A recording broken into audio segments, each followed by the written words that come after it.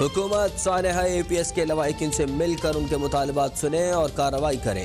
20 اکتوبر کے حکم نامے پر عمل درآمد کی بھی ہدایت۔ وزیراعظم 4 ہفتوں میں رپورٹ پیش کریں۔ سپریم کورٹ کی سانحہ APS سے متعلق از خود نوٹس کیس کی سماعت کے دوران ہدایت۔ سماعت 1 ماہ کے لیے ملتوی۔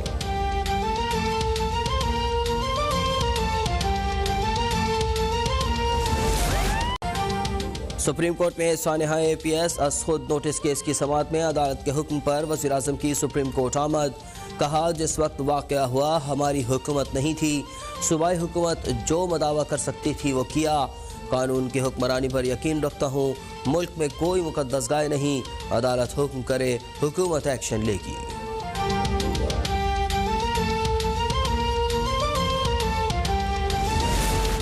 وفاقی حکومت شہداء کے والدین کا موقف بھی سنے۔ ریاست نے بچوں کے والدین کو انصاف دلانے کے لیے کیا کیا؟ چیف جسٹس گلزار احمد کا وزیر اعظم عمران خان سے استفسار۔ جسٹس قاضی امین نے کہا کہ اب آپ اقتدار میں ہیں، مجرموں کو کٹہرے میں لانے کے لیے کیا کیا؟ میڈیا رپورٹس کے مطابق آپ تو ان لوگوں سے مذاکرات کر رہے ہیں۔ ہمارے پاس تو بڑا آسان راستہ تھا، ہم اس وقت کہتے کہ نہیں نواز شریف استعفیٰ دیں، آرمی چیف استعفیٰ دیں، تو وزیر داخلہ استعفیٰ دیں۔ اس کے بجائے دوسرا راستہ اختیار کیا گیا اور پاکستان کی تمام سیاسی جماعتوں نے ایک طویل بات چیت کے بعد نیشنل ایکشن پلان بنایا۔ سانحہ APS کے وقت مسلم لیگ نون کی حکومت تھی، ہمارے پاس آسان راستہ تھا کہ ہم انہیں ذمہ دار قرار دے دیتے، وزیر اعظم کے مستعفی ہونے کا مطالبہ کر سکتے تھے۔ وزیر اطلاعات فواد چودھری کی میڈیا سے گفتگو۔ کہا سانحہ کے بعد تمام سیاسی جماعتیں نیشنل ایکشن پلان پر یکجا ہوئیں، آج بھی اسی کو لے کر چل رہے ہیں۔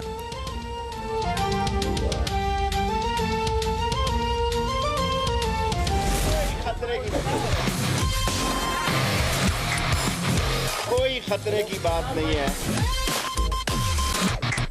اللہ کے فضل و کرم سے عمران خان 5 سال پورے کرے گا۔ کوئی گیم شروع نہیں ہو رہی، گیم صرف عمران خان کی ہے، کوئی خطرے کی بات نہیں، وزیر اعظم 5 سال پورے کریں گے۔ وزیر داخلہ شیخ رشید کی گفتگو۔ کہا سارے مسئلوں کا ذمہ دار وزارت داخلہ نہیں، عدالت کا فیصلہ سراخوں پر ہے، عدالتی فیصلوں کا جواب اٹارنی جنرل ہی دے سکتے ہیں۔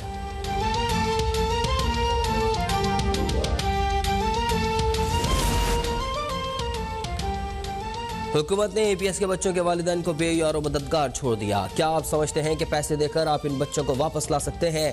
آپ 8 سال سے خیبر پختونخوا میں حکومت میں ہیں، ہمیں بتائیں کہ APS کے بچوں کے لیے کیا کیا؟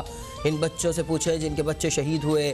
ترجمان مسلم لیگ نون مریم اورنگزیب کی گفتگو۔ کہا نواز شریف نے نیشنل ایکشن حکومت کے خلاف مضبوط مشترکہ لائے عمل ترتیب دینے کا مشن۔ پارلیمنٹ کے مشترکہ اجلاس سے قبل chairman peoples party Bilawal Bhutto آج اپوزیشن کے ارکان پارلیمنٹ کے اعزاز میں عشائیہ دیں گے۔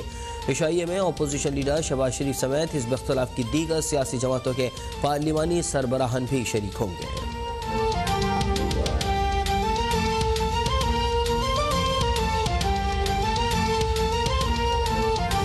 ملک بھر میں کورونا سے مزید 8 افراد انتقال کر گئے۔ 24 گھنٹوں میں 554 نئے مریضوں کا اضافہ۔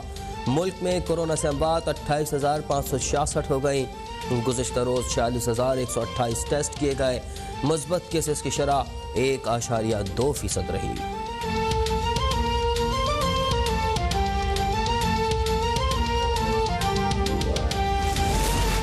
پنجاب میں ڈینگی سے مزید 1 مریض چل بسا۔ صوبے میں مزید 244 افراد میں ڈینگی کی تصدیق۔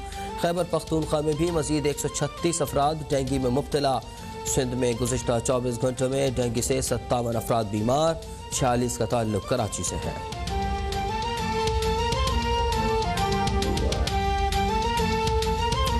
اور میں میڈیا سے بات چیت کر رہے ہیں۔ کسی جگہ پر ضرورت ہوتی ہے یا کوئی تکلیف ہوتی ہے تو ہم بھاگ کر وہاں پہنچتے ہیں۔ جب کراچی میں بات ہوتی ہے تو پنجاب والے پہنچ جاتے ہیں۔ اب تو آپ کو یہاں کشمیر والے بھی نظر آئیں گے، آپ کو گلگت بلتستان والے بھی نظر آئیں گے۔ ہمارے ورکرز ہیں وہ آج خود آ جاتے ہیں۔ اب شائلہ رضا صاحبہ کو تو کسی نے نہیں بلایا، یہ آج خود آئی کہ الیکشن ہے، یہاں ان کی فیملی ہے، یہاں ان کے تعلقدار ہیں، ان کا واسطہ ہے، ان کے دوست ہیں، تو ان کے لیے یہ کام کریں گی پیپلز پارٹی کے لیے۔ یہ ہمارا خاصہ ہے۔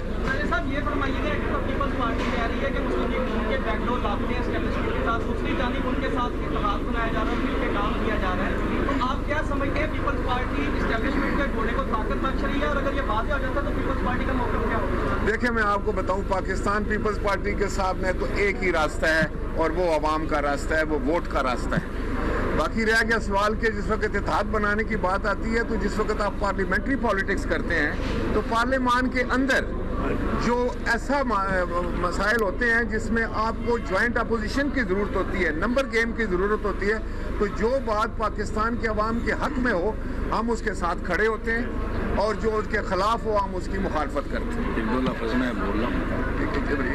कल बिलावल साहब ने तमाम अपोजिशन जमातों ने मीडिया टोर लाएबल अपनाया और पहला ऐलान किया जो हुकूमत के खिलाफ का जदोजहद करें, जबकि दूसरी जानिब कल कमल मान कैना साहब ने यहाँ पर होकर उनके नूली के कायद पर नूली पर बेतहाशा तनकीद की। ये तनकीद आपकी पार्टी पॉलिसी है, ये कायना साहब का अपना ज़ाती बयान था? देखिए, मैं आपको बताऊं कि इस वक्त तो हम इलेक्शन लड़ रहे हैं, हम मुख्तलिफ जमातें हैं, हमारे अपने अपने मंशूर हैं, हम अपने अपने पार्टी के को सामने रख कर बात करते हैं। जहाँ तक पार्लियामान का तल्लक है तो मैंने आपको बताया कि पार्लियामान में तो अपोजिशन जमातें इकट्ठी लाया अमल बनाती हैं।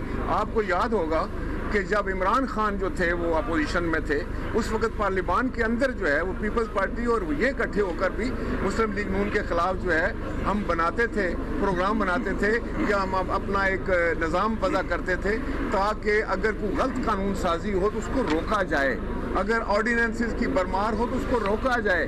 लेकिन आज बदकिस्मती से वही इस वक्त पाकिस्तान पीपल्स पार्टी पंजाब के रहनुमा राजा परवेज अशरफ लाहौर में मीडिया से बातचीत कर रहे हैं। उनका कहना था कि पीपल्स पार्टी के पास एक ही रास्ता है और वो अवाम का रास्ता है। उधर तर्जुमान मुस्लिम लीग नून मरियम औरंगजेब ने कहा है कि 8 साल से खैबर पख्तूनख्वा में इमरान खान की हुकूमत है। आपने APS के बच्चों के वालिदैन को बेयारो मददगार छोड़ दिया। क्या आप समझते हैं कि पैसे देकर आप इन बच्चों को वापस ला सकते हैं? आपने सुप्रीम कोर्ट में शर्मनाक बयान दिया कि मजीद क्या कहा आप भी सुनिए। बेयारो 8 साल से खैबर पख्तूनख्वा में इमरान साहब आपकी हुकूमत है और आपने उन माँ बाप को बेयारो मददगार छोड़ दिया। आप समझते हैं कि क्या पैसे देकर आप उनके बच्चों को वापस ला सकते हैं? और आपने आज शर्मनाक वहाँ बयान दिया है कि मैं मिल लूँगा।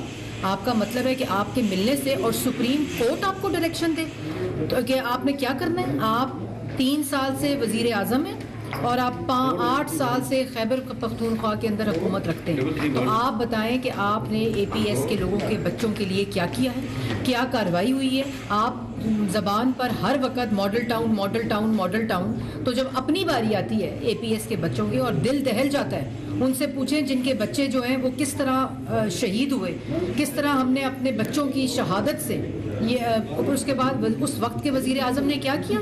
उसके वक्त के वज़ीर आज़म ने नेशनल एक्शन प्लान बनाया जिसको आपने दफन किया क्योंकि आपकी विल ही नहीं थी। जब आप वज़ीर आज़म बने तो आपने इन तमाम चीज़ों को ख़त्म किया। जब नवाज शरीफ वज़ीर आज़म था तो उन्होंने ये तमाम चीज़ें शुरू की थी। पाकिस्तान की तारीख़ का सबसे बड़ा ऑपरेशन जो था वो रद्दुल फसाद और रद्दुल अज़्ब था, उस वक्त वो नवाज शरीफ था। और आज आप वज़ीर आज़म में तो कहते हैं कि नवाज शरीफ से पूछें क्या हुआ था 8 साल में खैबर पख्तूनख्वा में आपने क्या किया। इस वक्त वज़ीर आज़म इमरान खान और अरकान पार्लियामेंट से खिताब कर रहे हैं। एक ख्वाब था कि एक अजीम मुल्क बनेगा, दुनिया में मिसाल बनेगी कि असल में इस्लाम के असूलों के ऊपर कैसे एक मुल्क खड़ा हो सकता है और एक अजीम कौम बन सकता है। और ये जो फाउंडिंग फादर्स थे हमारे, वो सब ये समझते थे कि एक दफ़ा एक नबी सल्लल्लाहु अलैहि वसल्लम ने मदीना में एक मॉडल बनाया था, असूल उन्होंने सेट किए थे। पहले एक माशरे की इखलाकियात उठाई थी, मॉरल स्टैंडर्ड्स ऊपर की थी, और फिर वही कौम जिसकी हैसियत कोई नहीं थी उसको उन्होंने दुनिया की इमामत करवाया। तो ये मॉडल इसलिए मैं वाज़े बार बार रिपीट करता हूं कि ये सबसे कामयाब दुनिया का मॉडल है। किसी दुनिया की किसी लीडर ने ये नहीं किया कि एक कौम जिसकी हैसियत कोई नहीं थी 15-20 सालों के अंदर उसने दुनिया की इमामत करनी शुरू कर दी, सुपर पावर्स उसके सामने बैठ गए। तो इसलिए कुरान में अल्लाह कहता है उनकी जिंदगी से सीखो, उनके रास्ते पे चलो, और ये याद रखें कि वो रहमतुल आलमीन थे। यानी जो इंसान, सब इंसानों के लिए वो रहमत बन के आए थे, तो जो इंसान उनके रास्ते पे चलेगा वो ऊपर चला जाएगा। तो अगर आज स्कैंडिनेविया के अंदर या चाइना के अंदर वो उन उसूलों पे चलेंगे, वो ऊपर चले जाएंगे।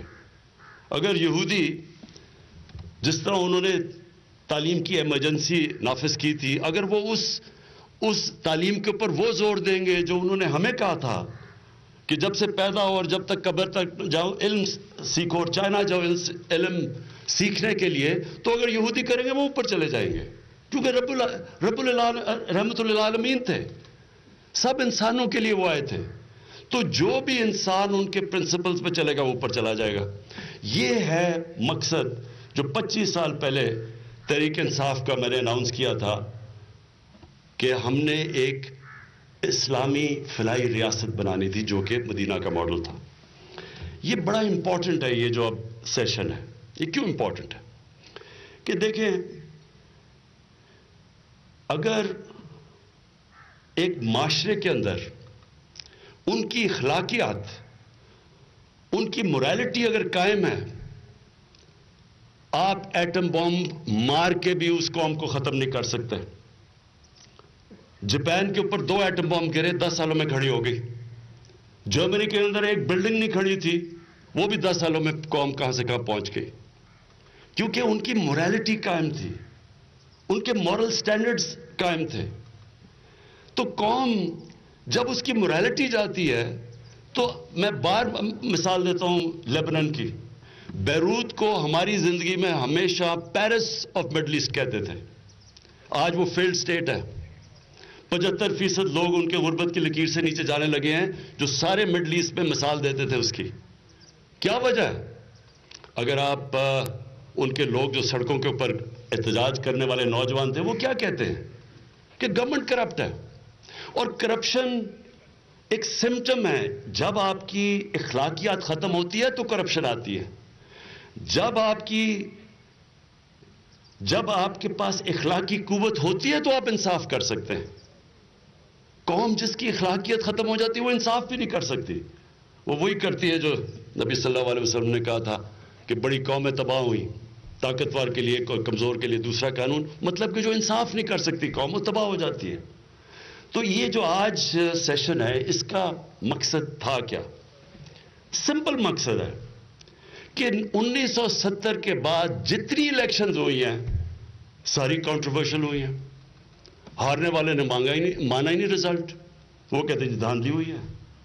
तो जब अगर 50 साल में हम इलेक्शंस फ्री एंड फेयर का मतलब जिस तरह उन डेवलप्ड डेमोक्रेसीज में इलेक्शन होती है सब तस्लीम करते हैं रिजल्ट, तो अगर हम 50 साल में यही नहीं कर सके तो ये क्यों नहीं कर सके? क्योंकि जब एक पार्टी गवर्नमेंट में आती है उसके पास वसाइल आ जाते हैं, उसके पास मौका होता है नीचे अपना सारा पोलिंग स्टाफ अपना कर दे, उनके पास ताकत आ जाती है।